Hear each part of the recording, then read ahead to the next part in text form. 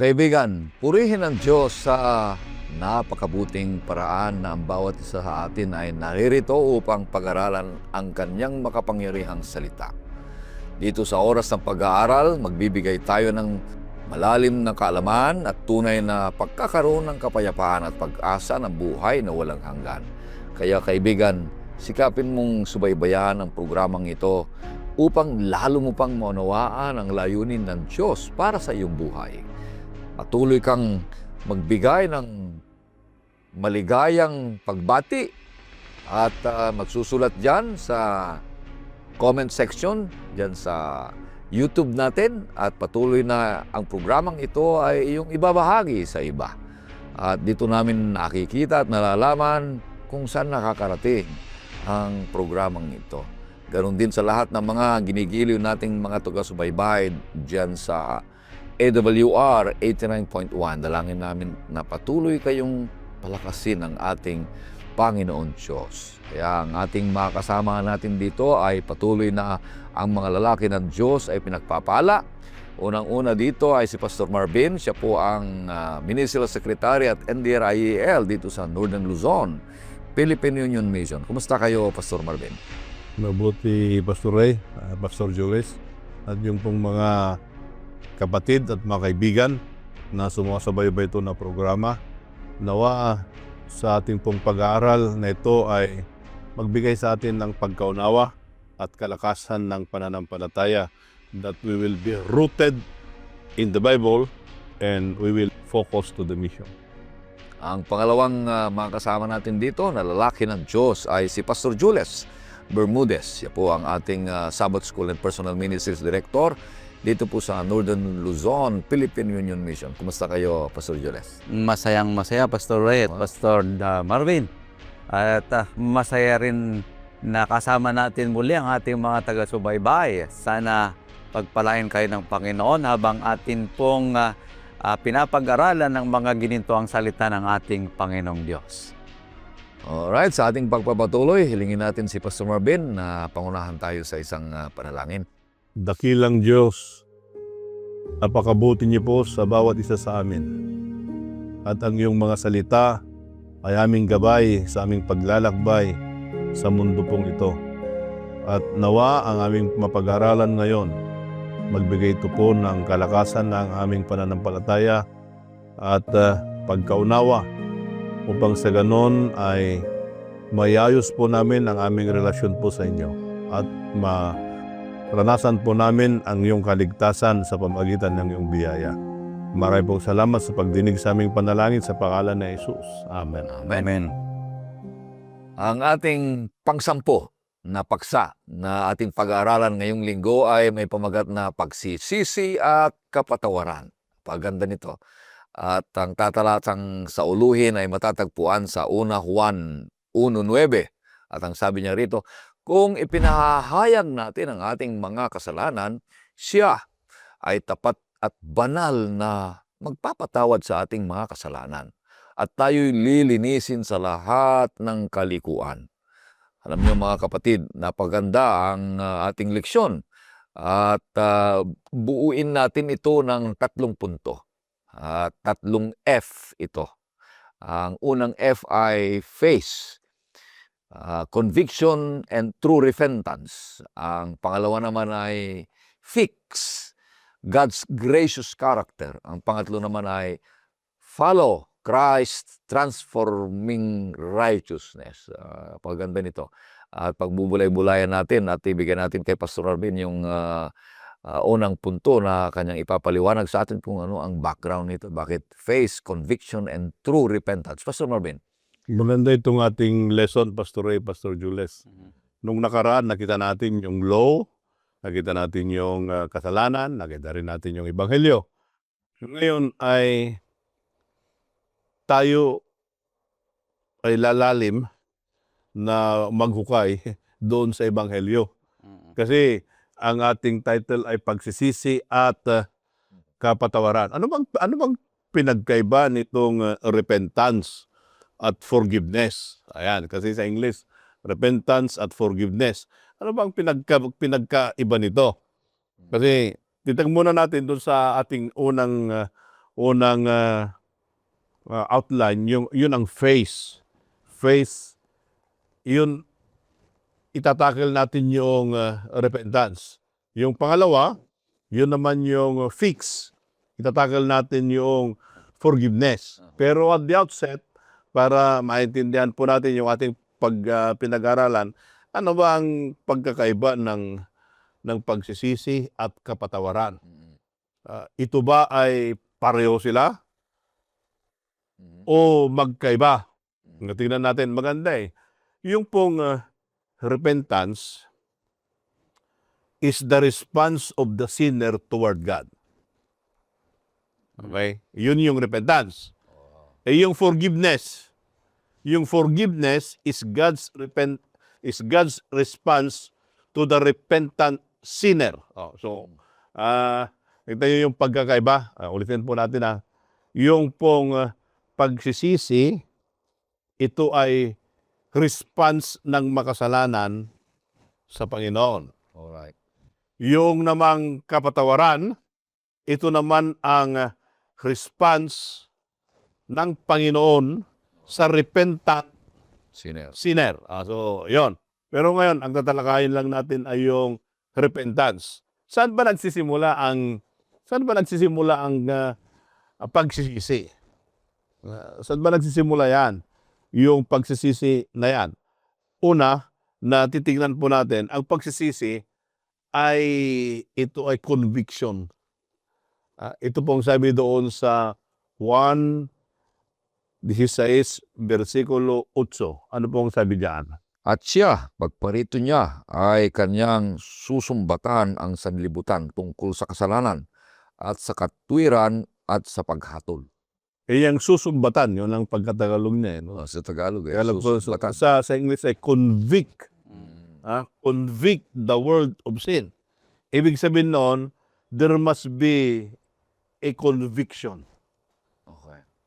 The conviction na yon ay mararanasan ng isang repentant, I will use the word repentant, yung pagsisisi ng taong makasalanan sa pamamagitan ito ng leading ng banal na espiritu. Yan ang kailangan natin. So, pag sinabi nating repentance, it is a change of heart and direction. Ayan. Mababago yung ating puso, mababago rin yung direksyon. Paano mababago yon? Now, nung hindi pa tayo aware sa kasalanan, kunyari, Pastor Ray, ito yung kasalanan, ito tayo yung humahabol sa kasalanan. Hanggang mahabol natin yung kasalanan. Kasi, yung taong makasalanan ay gustong-gusto niyang magkasala. Kasi hindi niya alam na kasalanan. So, siya ang humahabol sa kasalanan. Okay? Pero nung siya'y na-convict, baliktad. Yung taong repentant, siya yung tumatakbo sa kasalanan, itong kasalanan, siya naman ang humahabol sa kanya. Wow. Kasi ito yung conviction eh. Ito, hindi convicted ito. Gustong-gusto nang magkasala. Pero nung na-convict, baliktad. Ganyan na. Tumatakbo sa kasalanan, yung kasalanan, siya yung umahabol sa kanya. Yan. Yun yung conviction. At yung genuine conviction yan, galing lang yan sa Panginoon. Ito ang sabi sa Gawa 3, versikulo 19. Ano ang sabi doon sa Gawa? Itong Gawa ay sinulat ito ni Dr. Lucas. Kaya nga, magsisi kayo at magbalik loob upang mangapawi ang iyong mga kasalanan, upang kung magkagayon ay magsidating ang mga panahon ng kaginhawaang mula sa harapan ng Panginoon. Now, maganda yun eh. Ang sabi doon, repent. Repent. Be converted. Magsisi. That your sins may be blotted out and the time of refreshing will come. Maganda eh. Ginhawa, sabi. Para may ginawa. Yung pala, ito yung pag tayo nag-repent at tayo ay na-convert at yung ating kasalanan ay mapatawad, magkakaroon tayo ng kaginhawaan doon sa presence ng ating Panginoon. Kaya pag maranasan natin ang kaginhawaan, kinakailangan natin ng pagsisisi.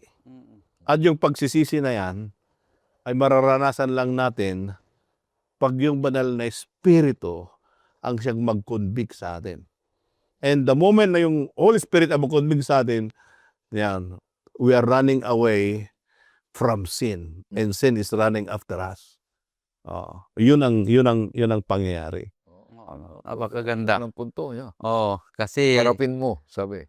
Kasi yung sinasabi ni Pastor Marvin ay tungkol ito doon sa kung saan binabanggit na merong conviction na nangyayari sa atin sa pamagitan ng Holy Spirit.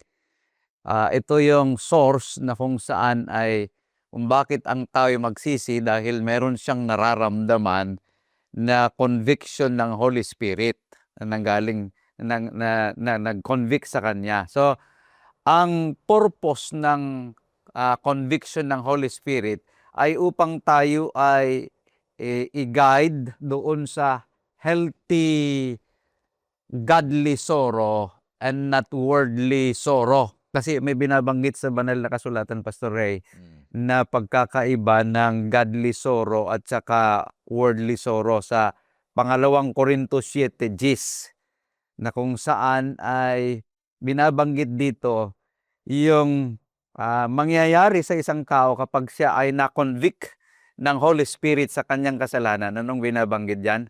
Sapagkat ang kalumbayang mula sa Diyos ay gumagawa ng pagsisisi. Gumagawa At ng pagsisisi. Sa ikaliligtas na hindi kalulungkot. Datapwat ang kalumbayang ayon sa sanlibutan ay ikamamatay. Okay. So, may binabanggit dyan na dalawa. Pinag-compare niya yung godly sorrow doon sa worldly sorrow. Na yung godly sorrow na binabanggit dyan, it leads to, sinasabi, salvation. It drives us to change. At yung worldly sorrow, it brings despair and death. Yun yung sinasabi. Kanya yung conviction is a feeling, the need to change. Yung sinasabi kanina ni Pastor Marvin na change of direction, change of mind, change of heart. Yun yung binabanggit ni Pastor Marvin kanina. So, kung ating titingnan yung conviction that leads to repentance na binabanggit, sinabi mo kasi dyan doon sa ating outline na true repentance. Yes. Yung ibig sabihin ay yung false repentance, yun yung worldly sorrow na binabanggit natin. Pero yung godly sorrow na sinasabi doon, yun yung sinasabi na ni Pastor Diaz na pagsisisi na mag-change ng direction. Yung U-turn, that you can now face God. God is angry because of your sin.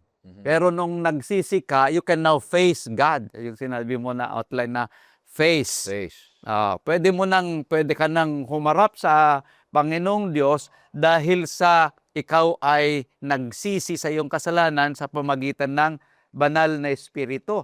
At ang bunga nito ay nagbubunga ng magandang pagsisisi. Dahil kung ating babasahin sa Lucas 3:8 nung sinasabi, Pastor Ray, kayo nga'y mga bunga ng karapat-dapat na pagsisisi at huwag pasimulang mangagsabi ng iyong sarili. Si Abraham ang siya naming ama, sapagkat sinasabi ko sa inyo, ang papabangon ang Diyos ng mga anak ni Abraham maging sa mga batong ito. Okay, so kung magsisi ka, don't just say it.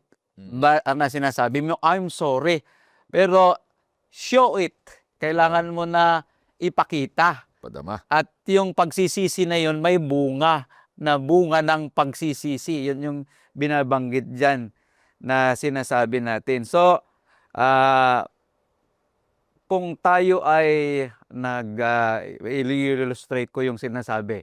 Kung tayo ay nagdra-drive along the way at yung yung ating tinatahak ay wrong way. Yung conviction, yun yung parang GPS na nag-a-alert sa atin, you are in the wrong way. Yun yung conviction ng bawat isa. Ngayon kapag magpreno ka, yun yung sinasabi na repentance. You turn. U-turn. Magkaroon ka ng U-turn, babalik ka na. Yun yung repentance na dapat mong gawin. Kasi kung yung pa rin ang tatahakin mo, ay wrong way talaga yon. Papapalayo. Yun yung sinasabi na worldly sorrow, na hindi nagbubunga ng salvation, kundi despair and death. Kaya pag tingnan natin, Pastor Ray, Pastor Jules, pag dalawa yun yung maganda yung definition ni Pablo doon sa Corinto, kasi pag nakita natin, pag genuine yung repentance mo, it leads you to life. Pag hindi genuine, meron palang pike. Peke. Tao lang yun, pakita ng tao. Peke. Pero pag titignan natin, repentance begins when we see sin as the way God sees it. Yeah, kung ano yung pagkakita ng Panginoon sa kasalanan, ganun din sana ang pagkakita natin. O kung ano yung pagkamuhi ng Panginoon, ganun na natin ang pagkamuhi. Minsan hindi ko maintindihan ito eh. Yung Arinola. Pardon, yung signalos doon. Yung Arinola. Alam niyo ba Arinola? Yung Arinola yon, kahit bago yon, Arinola pa rin. Hindi mo pwedeng kainan, no? Pwede ba yun na paglagyan mo ng ulam? Noodles. Di ba, yung sa isip natin, pag Arinola yon, marumi yun. Arinola pa rin yun kahit bago. Now, ganun ang Panginoon. Pag titignan natin yung kasalanan, na kung saan ganun ang pagtingin ng Panginoon sa kasalanan, then yun yung pagsisisi natin. Then, mayroon naman yung kanina sabi ni Pastor Jules na worldly sin. Worldly sorrow. Worldly sorrow. Panginoon, patawarin mo ko. Mamaya, babalikan na naman. Hindi U-turn yun. Side trip lang. U-turn. Hindi yung U-turn yun eh. Nag-side trip lang siya. Kasi babalikan uli, di ba? Ito yung difference ng godly sorrow. Godly sorrow is you of the U-turn. Totally. Change of heart and change direction. Pag yung worldly sorrow, Panginoon, patawarin mo ka, pero mamaya nandun na naman na binabalikan. Yun yung difference. Kaya ang ating pinag-usapan dito, when we have the true repentance or genuine repentance, we recognize the sin, the guilt, we recognize that, then we turn away from those through the help of God. Mayroon akong tawag doon TT. Alright. TT. Turn away from sin and turn toward God. So, TT. Alright. So, maganda ito mga kapatid. Itong unang punto na ipinapahiwatig sa atin na face, ibig sabihin ay harapin ang iyong kasalanan, ang iyong kondisyon. Harapin mo ito, tanggapin mo ito na ikay makasalanan. Kasi pag hindi mo tanggapin yan at hindi mo paniwalaan yan, wala kang sisibol na conviction na magsisisi. Hindi totoo ang iyong pagsisisi kung hindi mo tanggapin, kilalanin at harapin ang iyong kasalanan. Kaya nagpapasalamat tayo na ang pagharap ng kasalanan ay through the ministry ng Banal na Espiritu para tayo ay mapabalik sa Panginoon Diyos. Ang pangalawang punto, fix. Pagkatapos na hinarap mo, tanggapin mo, magsisi ka, sabi dito, fix. Fix God's gracious character. Kanina nakita natin doon, Pastor Ray, na repentance is the response of the sinner toward God. Toward God. Ngayon naman, titignan natin yung forgiveness. Forgiveness is God's response to the repentant Mm. sinner. So, ito yon. That's why we fix it because it's the character of God. It's the response of God to the repentant sinner. Paano natin yan makita? Dito sa Ephesians 1, 7 and 8. Nasa kanya ay mayroon tayo ng ating katubusan sa pamagitan ng kanyang dugo na kapatawaran ng ating mga kasalanan ayon sa mga kayamanan ng kanyang biyaya na pinasagana niya sa atin sa buong karunungan at katalinuhan. Maganda nung magkasabi ng magandang pagkasabi, Oo. na ang sabi nun ay mayroon tayong kaligtasan sa dugo. Doon. Ito yung response ng Panginoon doon sa makasalanan. At hindi lang yun, pagpapatawad ng kasalanan. Oo. At according, ang ganda yung salita sa English, sabi doon, ayon Sa sa kayamanan. kayamanan ng kanyang biyaya. Ay, yan pala di ba?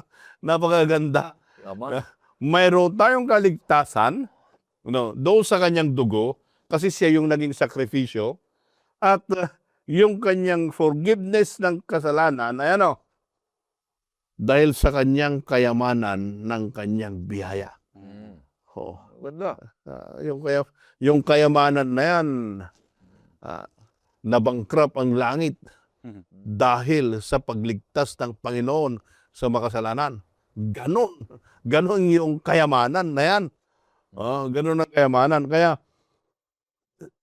in repentance, in forgiveness, makikita natin na babalik pa rin tayo doon sa biyaya ng Panginoon. Na yung forgiveness na yan ay i-restore ng Panginoon yung taong makasalanan doon sa kanyang estado. Mm. Kaya doon sa memory text natin, if may saltang doon sa unang 9, Kondisyon. if we confess our sins, is faithful to forgive us and cleanse us for all. Meron mo yan? For Right. all unrighteousness, but always conditional. Oo. Ang conditional is if. Paano tayo papatawarin ng Panginoon?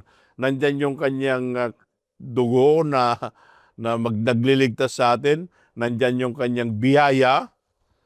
But kung ayaw naman natin i-confess, yan yung condition. That's why, ang sabi doon, if you confess your sin, pag na-confess natin yung kasalanan natin, then we can see the merciful and loving Savior Ganda. to come into the rescue. Na iyon ay nagbibigay sa atin ng buhay. Na yung taong makasalanan, marirestore siya sa biyaya ng Panginoon. Ito yung response ng Diyos sa taong makasalanan.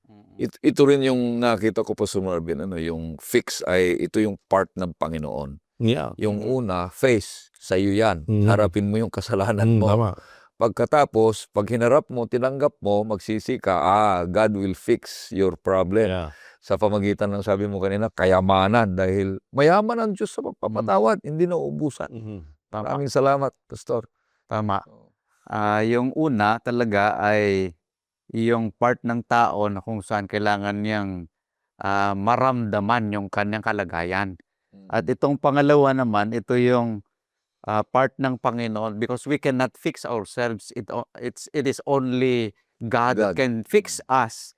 At dahil dito, binabanggit yung karakter ng ating Panginoong Diyos na yung karakter na yon na binanggit na kanina, yung abounding in grace. Grace and love. Oo, and love. Kahit dito sa Lumang Tipan, binabanggit yun, Pastor Ray, Pastor Malvin, sa Psalms 103, verse 8, sinasabi rito, dinidefine dito kung sino ang Diyos. Ano ba ang kanyang karakter na sinasabi dyan? Pakibasa, 103 verse 8. Ang Panginoon ay puspos ng kahabagan at mapagbiyaya, banayad sa pagkagalit at sagana sa kagandahang loob. O yan. Yan ang karakter ng ating Panginoong Diyos na binabanggit kahit pa dito sa Lumang Tipan, na kung saan ay ang mga manunulat parabagang tinitingnan nila that the God of the Old Testament is an angry God, while the God of the New Testament is A merciful a God. merciful and loving God. But no, kahit dito sa Old Testament binabanggit kung ano ang karakter ng Panginoon. He defines who He is. Kung ating titingnan mula rito sa kanyang karakter, that our God is an approachable God. Mm. Because God is gracious, so we don't have to hide from Him. Mm. Kapag tayo nakagawa ng kasalanan, ay tayo'y tutungo sa Kanya because God is gracious. Kanya nga sabi kanina doon sa ating memory verse, if we confess our sin, He is faithful. He is faithful because that is God's character. Ito yung sinasabi. So, think of God's character, God's gracious character na parang ganito. Yung justice is getting what we deserve, and that is punishment. Mm. Kung ating titingnan sana, ay dahil tayo nagkasala, ay kailangan tayong mapaparusahan. But mercy is not getting what we deserve. And grace goes a step further.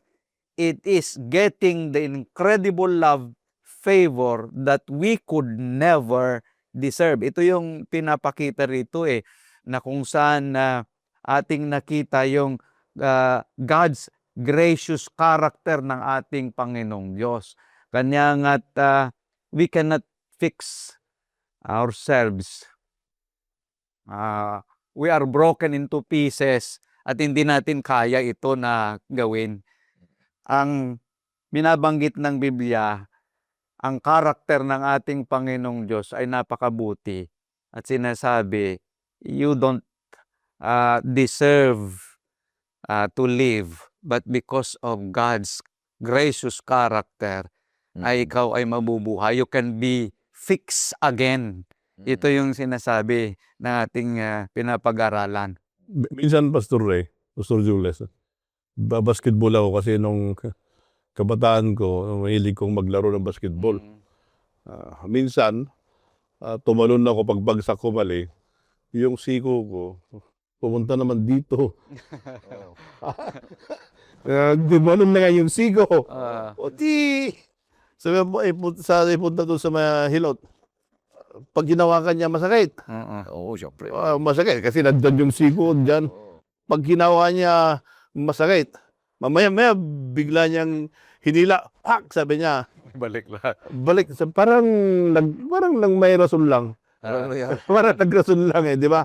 No, ganun yung isang masalan. Minsan, ang Panginoon, pag hinawakan niya yung broken lives mo ng kasalanan, minsan masakit kasi ayaw mong i-release. You don't want to let it go. Kaya kung ano man yung kasalanan na hinawakan natin dyan, pag ayaw mong i-release yan, masakit yan. Ang sabi ng Panginoon, come on, let's fix it. O pag hinila na gano'n, ay sabi niya, parang ibig sabihin nun, forgiveness is, it gives also healing. Healing. Bagay yun, yung healing because of sin, mayroon kang hurt feelings, mayroon kang kaaway dyan. The moment na naranasan mo yung forgiveness ng Panginoon, then you can extend also forgiveness to others. Yan. Di ba, maganda yun? Kasi pero pag hindi mo naranasan yung forgiveness ng Panginoon, then how can you forgive? You still don't, masakit pa rin yung siko mo, nakalabas pa rin Pag nakikita mo yung isang kapatid at meron kang hurt feelings at hindi pa masakit, masama pa rin ang loob mo Di ba? Pero sabi ng Panginoon, come on, let's fix it. Kaya itong kasalanan ito, ang Panginoon lang ang siyang makapag-aayos yung ating buhay sa pamamagitan ng kanyang biyaya. Kaya masakit yun because we don't let God fix our situation. But the moment na paintulutan natin ang Panginoon, na siya ang mag-ayos sa ating buhay and we let it go, Oh. then nakita natin yon, mayroong forgiveness. And the forgiveness will bring life. Ito ang sabi doon sa Roma 6:22. Datapwat ngayong mga laya na kayo sa kasalanan at naging mga alipin ng Diyos, kayo ay mayroong inyong bunga sa ikababanal at ang wakas ay ang buhay na walang hanggan. Ang ganda nung text ni Pablo dito sa Roma. Ano ang sabi niyan? We have been set free from sin. Oh, ibig sabihin yon, napatawad tayo ng Panginoon. Pagkatapos ng napatawad, we are now naging alipin na tayo sa Panginoon. Slave of sin. Then pagkatapos na tayo ay maging alipin ng Panginoon, anong mangyari sa atin? Nagbubunga ng holiness. ng holiness. Katwiran, Ano bang holiness sa Tagalog? kabanalan. Nagbubunga yan ng kabanalan Everlasting love. at then everlasting life.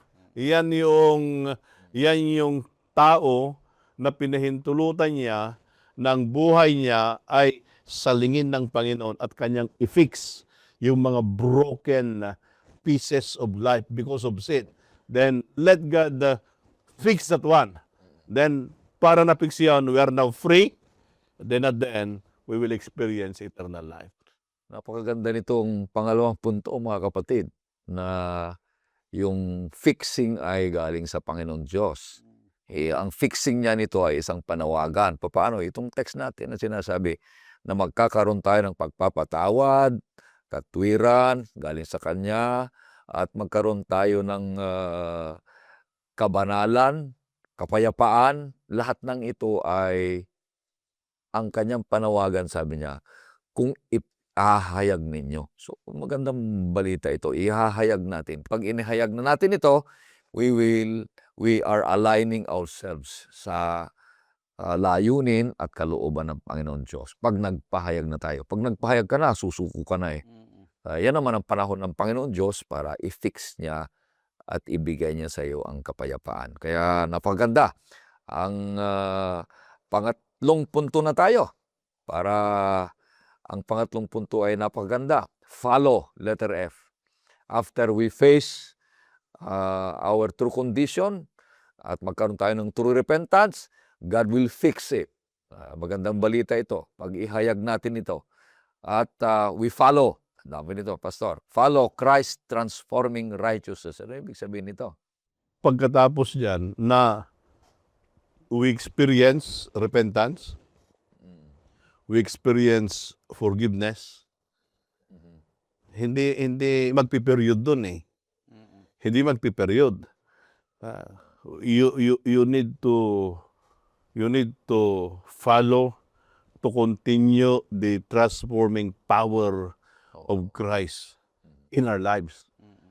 Na hindi nung naligtas na ako dito eh. Naligtas na ako dito.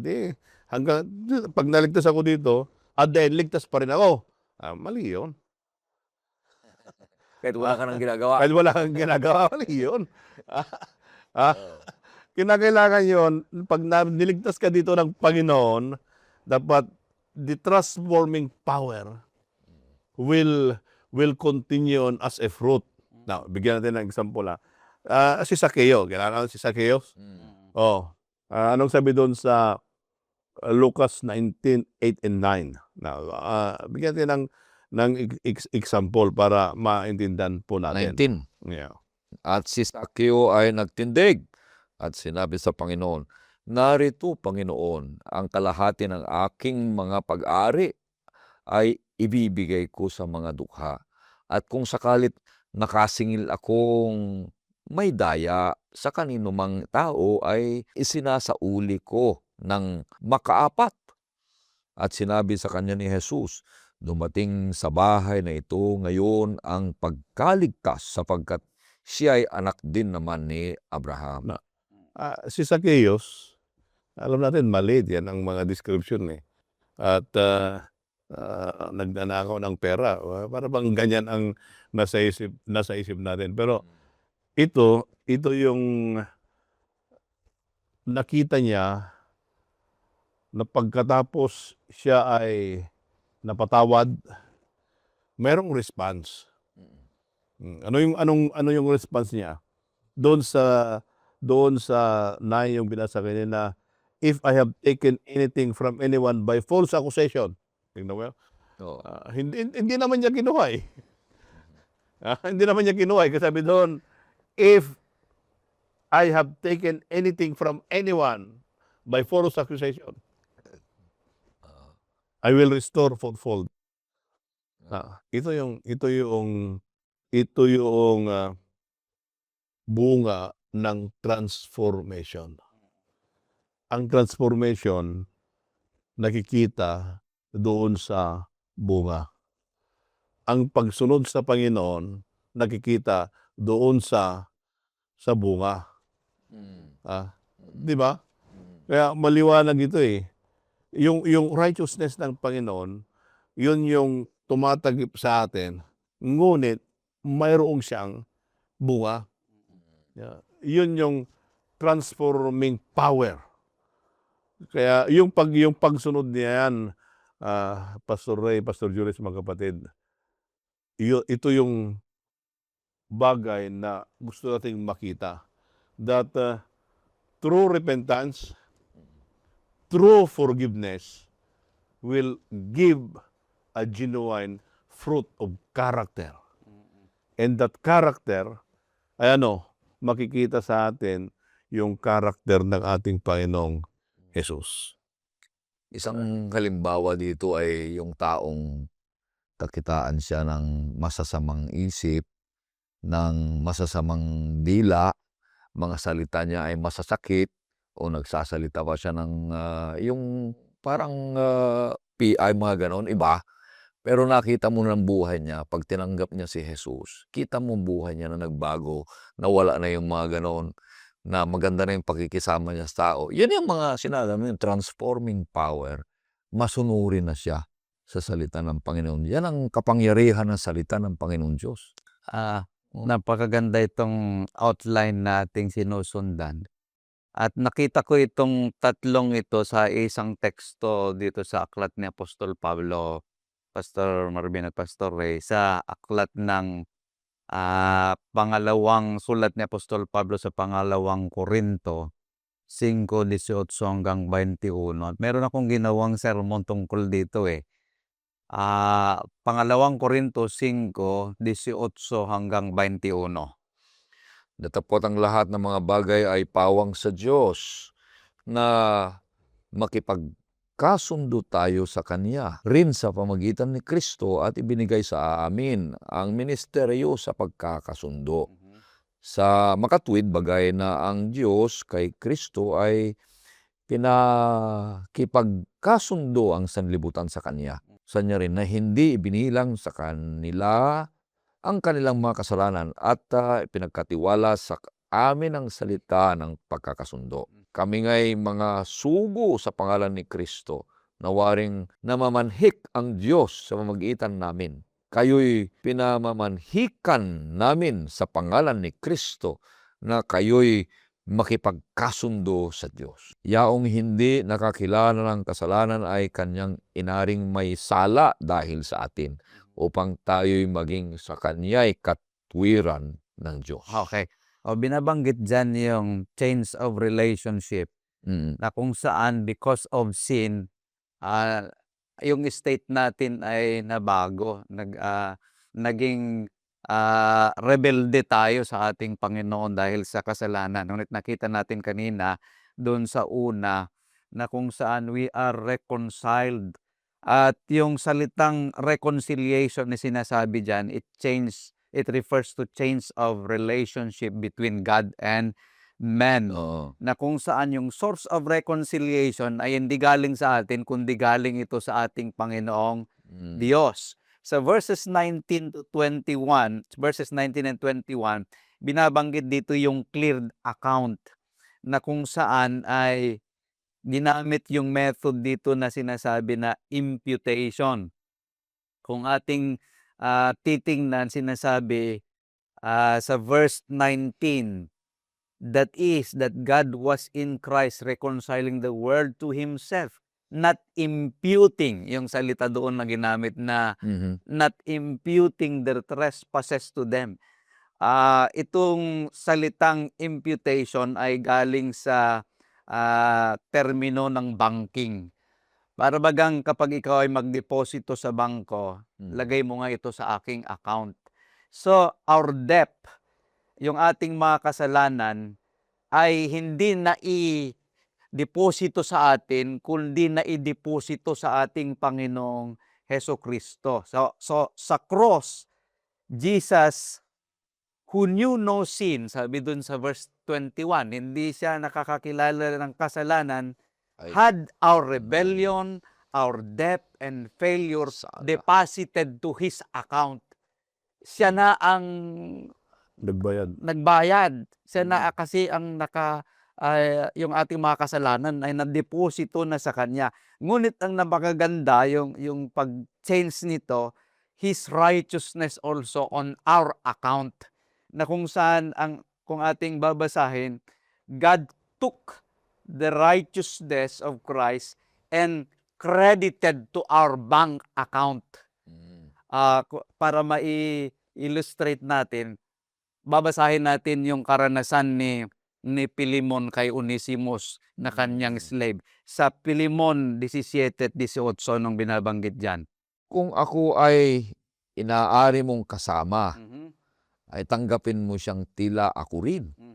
Ngunit kung siya'y nagkasala sa iyo ng anuman, o may utang sa iyong anuman, ay ibilang mo sa akin. Okay, yan yung sinabi ni Apostol Pablo kay Pilimon, kasi si Pilimon ay tumakas na slave na siya ay nagnakaw kay Pilimon. Pero ang sabi ni Apostol Pablo sa kanya, kung binibilang mo akong partner, ay tanggapin mo siya bilang ako. Ngunit kung siya ay nakagawa ng kasalanan, kung may utang man siya sa iyo, sabi niya, put that on my account. Yun yung ginawa ng ating Panginoong Diyos sa ating pamagitan ng ating Panginoong Hesukristo. Ang sabi ng ating Panginoong Hesus, itong aking anak, kung nakagawa man siya ng kasalanan, huwag mo lang ilagay sa kanyang account. Put that on my account. And His righteousness ng ating Panginoong Hesus ay siya ang nakalagay sa atin. Kanya kapag tayo titingnan na ng ating Panginoong Diyos, yung kaluwalhatian ng Panginoon ang nakikita sa atin, hindi na yung ating kasalanan. So, napakaganda yung transforming righteousness ng ating Panginoong Hesukristo na siyang nakapagbabago sa kalagayan ng bawat isa sa atin. Yung title nito na Christ Transforming Righteousness. Kanya nga't kailangan natin na sumunod sa ating Panginoong Hesukristo. Dahil ang ating Panginoong Hesukristo ay napakabuti na hindi niya inintay na to clear up our mess. Ngunit kahit na tayo yung makasalanan pa lamang, siya ay namatay na sa atin. Ganyan ang ating Panginoon. Kanya kailangan nating sumunod sa Kanya. Maganda itong sinabi mo, Pastor. Lahat ng yan ay planong gagawin ng Panginoon. Sabi ni Pastor na narinig ko, ang kondisyon ay if. Kung papayag ka, kung maniwala ka, magagawin yan, mangyayari sa iyo. So ang pinakakondisyon na ito na obserbahan ko ay kung, sabi ng ating teksto, Talata. kung ihahayag ninyo, kung tanggapin ninyo, kung i-recognize ninyo, ito'y magagawa sa pangyarihan ng Kaya yung transforming power ay pinapaintulutan ng tao na ang Panginoon ang siyang humawak sa kanya. Oo. Minsan kasi, ayaw natin eh. So, pag hindi ka ba komportable? Ayaw ko. Hindi ka used to do. Ayaw ko. Because there's something you don't want to give up. Pero sabi ng Panginoon, no. Let me do the fixing. Kaya yung katwiran na ito na diniscuss kanina ni Pastor Jules, maganda ito eh. Gumawa ng si Paul doon kay Onesimo na illustration. Mahirap yon, kaya yung bunga ay kinakailangan din na magkaroon ng genuine. Bakit? Kunyari, yung maganda yun. Let's go back to the experience of Paul and Philemon and Onesimo. Kasi may sermon ako dyan eh. Pero maganda yun eh. Kunyari, ako si Onesimo, ikaw si Philemon. Pinagnakawan kita. Ano ang tingin? Sisingilin. Anong tingin mo sa akin? Singilin, di ba? Oo. Pero later on, sabi ng Panginoon, no. Ibabalik ko sa'yo. Sabi ni Pablo, Oo. hindi na nakatulong, Oo. kundi isang kapatid. Kapatid. Kasi nabago na ng Ebanghelyo. Nabago si Onesimo, si Philemon, nabago rin. So both of them Transform. na-transform. Kaya ang transformation, it's a change of heart and a change of attitude. Pinagnakawan kita. Gusto mo ba na tatanggapin mo uli ako? So sabi ko sa'yo, magnanakaw pa rin yan. Ayoko Di ba? na yan. Ayoko na yan. Magnanakaw pa rin yan, di ba? Kilala ko na yan. Kilala ko na yan. Parang sinabi natin na isang kapatid, nag-away sila. Sabi Walang ko, pag-asa. mapapatawad kita pero hindi ko makakalimutan yung ginawa mo. Nandun pa rin yung Makamundo. residue. Yung residue ng kasalanan. Kaya sinasabi kaya dito, sabi ng transforming power is yung ating pagkatao ang idadamit ng Panginoon, yung kanyang righteousness. Para bang ang kanyan, Pastor Jules, parang yan, nagpapayong ka na gano'n. Pag nagpapayong ka at yung payong mo ay black, pag nasa taas ka, makita mo payong, hindi mo makita yung tao na nandun sa baba. Yun yung righteousness ng Panginoon. Ang Panginoon, pag kanya nang inilagay yung righteousness niya sa taong makasalanan, ang makikita, hindi na yung righteousness ng taong makasalanan, kundi yung righteousness ng Panginoon. Ibig sabihin nun, there is a transforming power vertically and horizontally.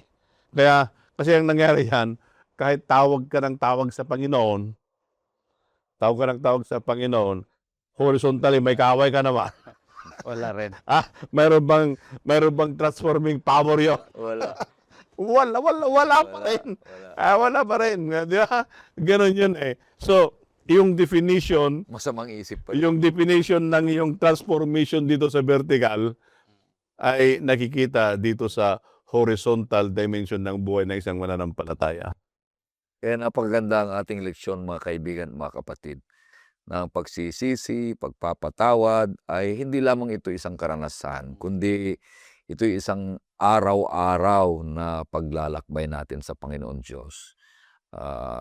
Tanggapin natin na tayo makasalanan, ngunit ang Diyos ay finifix niya ang buhay natin araw-araw kung tayo ay may ugnayan sa Kanya araw-araw.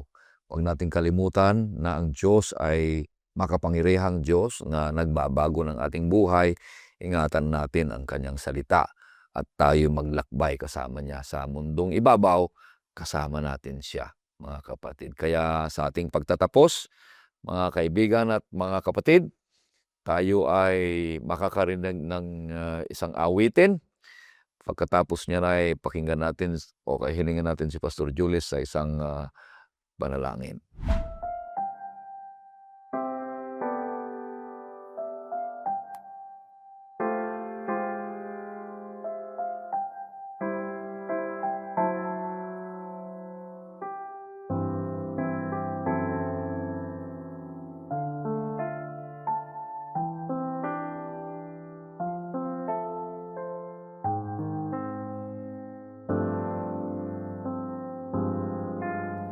Di ko maulit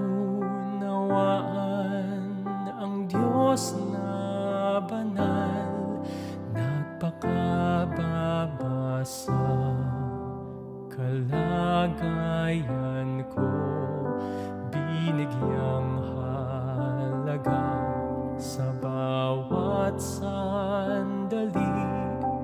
Sinagip niya akong may sala.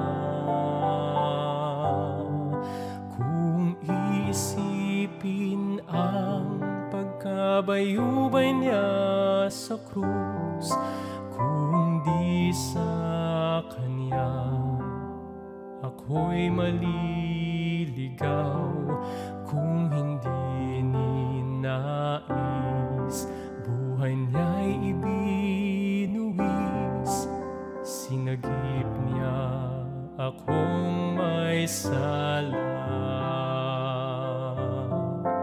Sinagip niya akong may sala, O Diyos. Sinagip niya akong may sala. Luklukay nilisan kanyang kaharian. Sinagip niya akong may sala.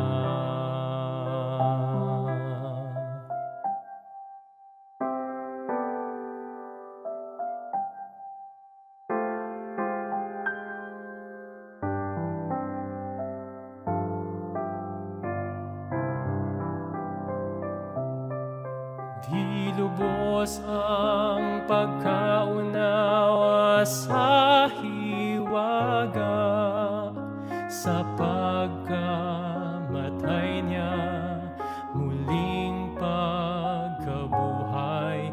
Kung sa tulad kong di karapat-dapat, sinagip niya akong may sala. Sinagip niya akong may sala, O Diyos. Sinagip niya akong may sala. Luklukay nilisan kanyang kaharian. Sinagip niya akong may sala. Ang sagipin ang tulad kong makasalanan, binigyan niya ng bagong awit. Mahirap unawain, ngunit nangyari. Kay Jesus ang papuri natin. Purihin siya. Sinagip niya akong may sala, O Diyos. Sinagip niya akong may sala. Luklukay nilisan kanyang kaharian.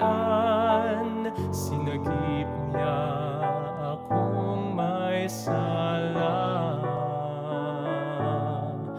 Luklukay nilisan kanyang kaharian. Sinagip niya akong may sala.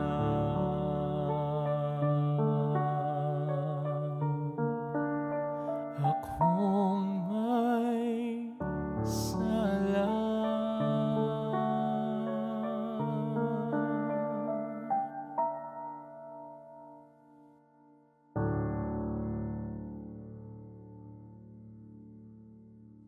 Tayo manalangin. Mahal naming Diyos, lubos ang aming pasasalamat sa inyo dahil muli binigyan nyo kami ng pagkakataon na mapag-aralan ng inyong mga ginintoang salita. Salamat o Diyos sa katotohanan at pagkaunawa. Tulungan nawa kami na amin pong makitang totoo naming kalagayan sa pamagitan ng inyong banal na Espiritu. At kung magkagayon ay ipapahintulot namin na kami ay baguhin sa aming kalagayan na relasyon sa inyo upang ang katwiran ng aming Panginoon ang siyang makita sa aming buhay habang kami ay sumusunod sa inyong mga kalooban. Aming hinihiling na pagpalain nawang lahat ng aming mga kapatid na nakikinig ngayon at nanonood. Sana o Diyos ay magpatuloy kami sa pag-aaral ng inyong mga salita upang maalaman namin ang inyong kagustuhan sa aming buhay. Dahil itong aming hiling sa matamis na pangalan na aming Panginoon Jesucristo. Amen. Amen. Purihin ang Diyos. Maraming salamat kaibigan sa patuloy mong pagsusubaybay sa programang ito, Oras ng Pag-aaral. Mahal ka ng Diyos.